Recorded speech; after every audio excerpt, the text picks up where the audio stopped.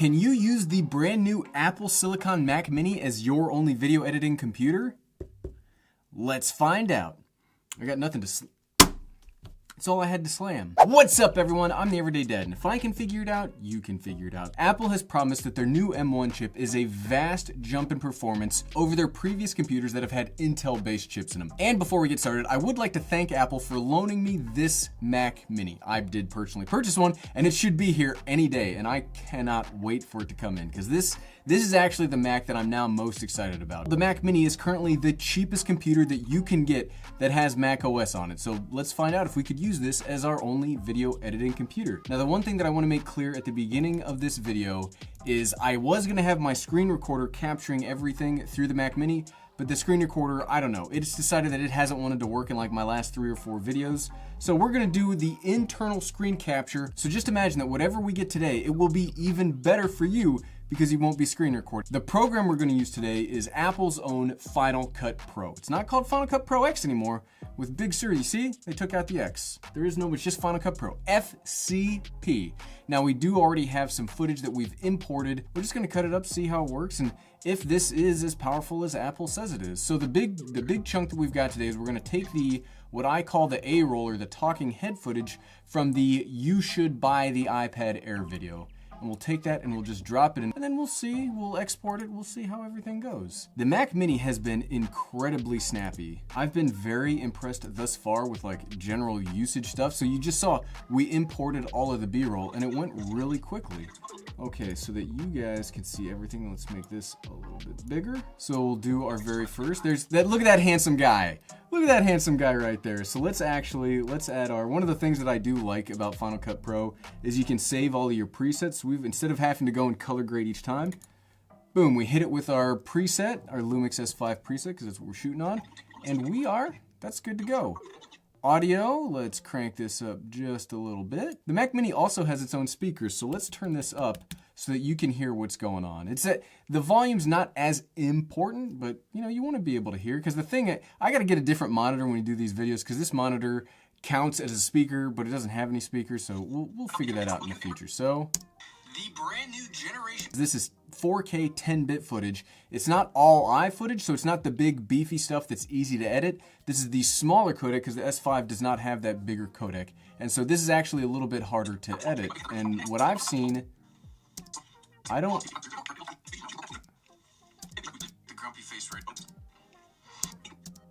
also have here, so that you can see that we're not trying to cheese it or cheat at all, I have background render turned off. So one of the ways that you can make this even easier on yourself is you can turn on background render, which generates optimized media while you just stop. When you stop, Final Cut Pro in the background will generate media that's even easier for it to edit. We haven't done that here. This is just straight up out of camera.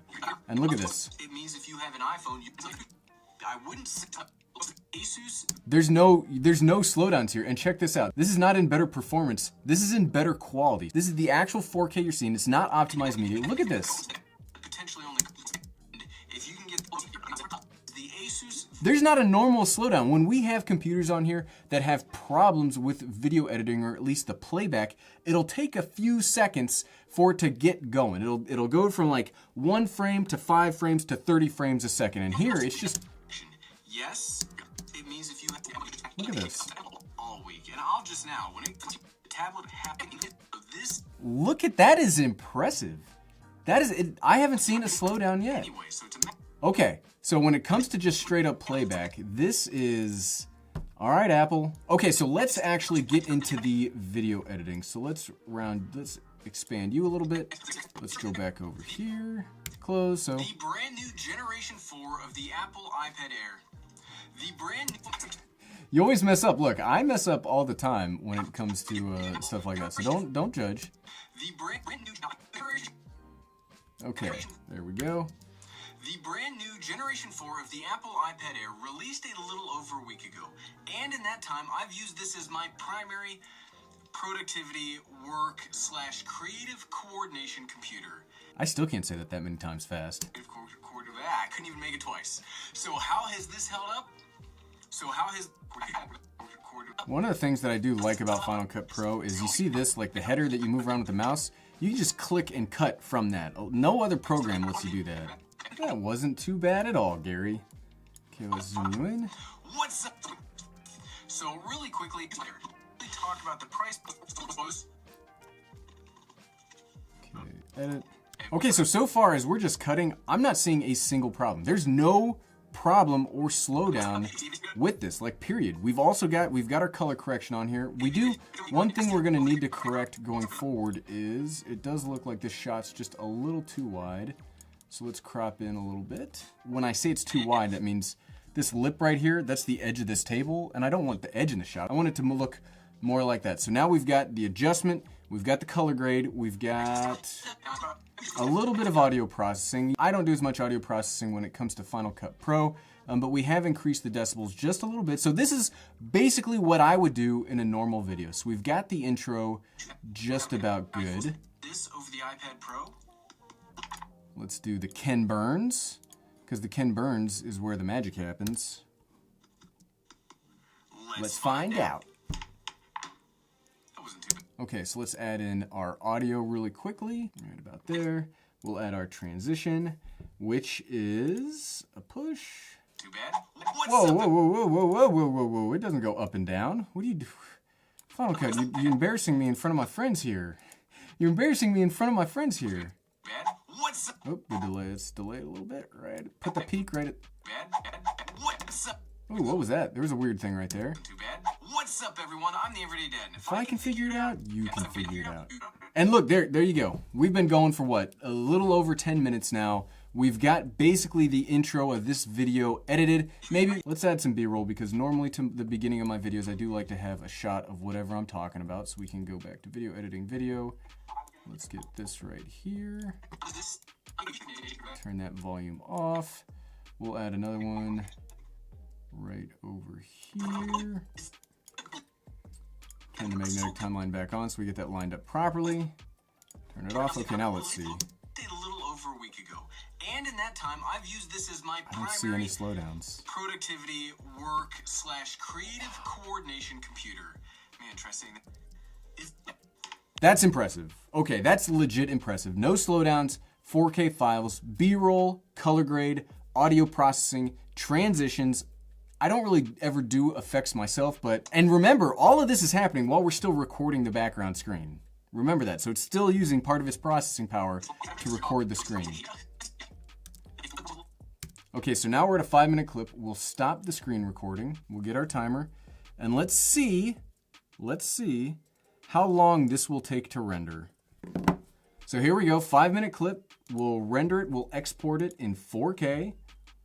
Settings, 4K, I do faster encode anyway. So here we go, next. We'll call this, video editing. Ready, get set, go. Okay, let's check this out. Here's our percentage, 1%, 2%, it's moving, 3%, it's moving pretty fast, dang. Okay, so 6%. Okay, so what we'll do, I'm not gonna make you sit here the whole time. We'll pause while I sit here and wait for this to render, and I'll see you in a second. And while this is rendering, you can see we're still not even halfway. Something I wanna point out is, listen. We're in a very quiet studio, and I can barely hear the fan. Like, my head has to be right next to the computer to hear the fan. This thing is dead silent.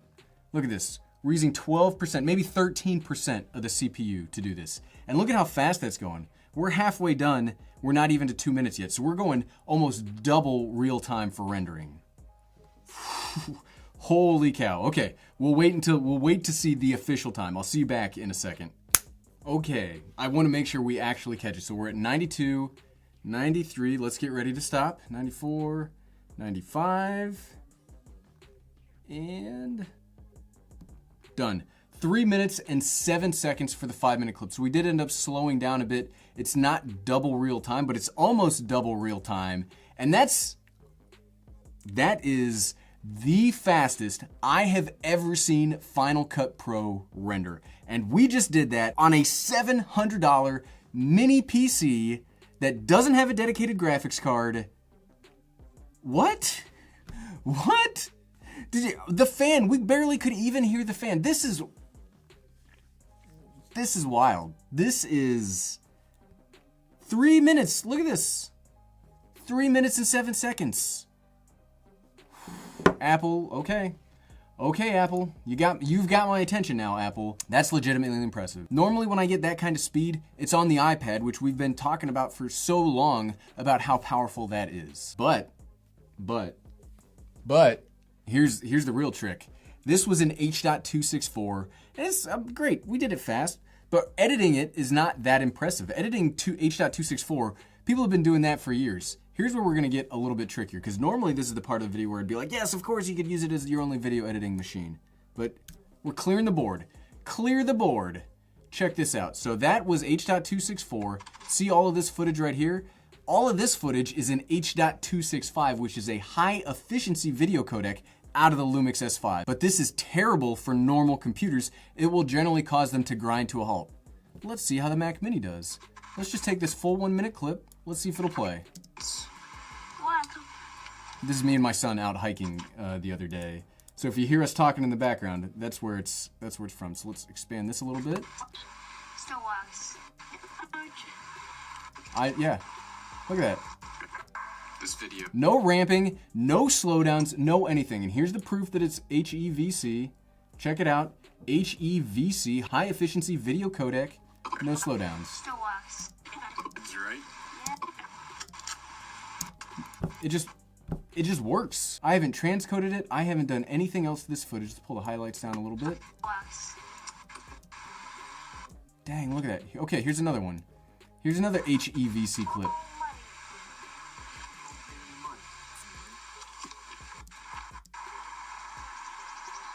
Playing back perfectly. It plays back perfectly.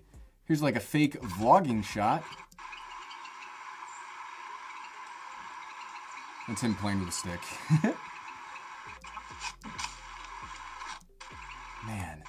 Man, you want to talk about impressive.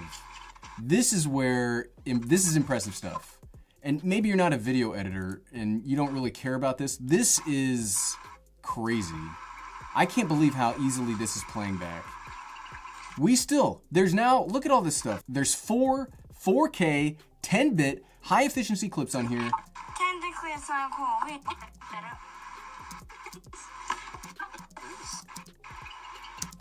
Not a single slowdown. And it cuts, check this out, cut, delete, cut, delete. Look at how easy this is. I'll never, ever use H.265 footage because it's such a pain in the butt to use. Check this out. Here's the activity monitor. See these little spikes? That's all of the, here, can we minimize this a little bit so you can see what I'm talking about? Here, you can check this out. Let's see what the CPU does when we start playing back.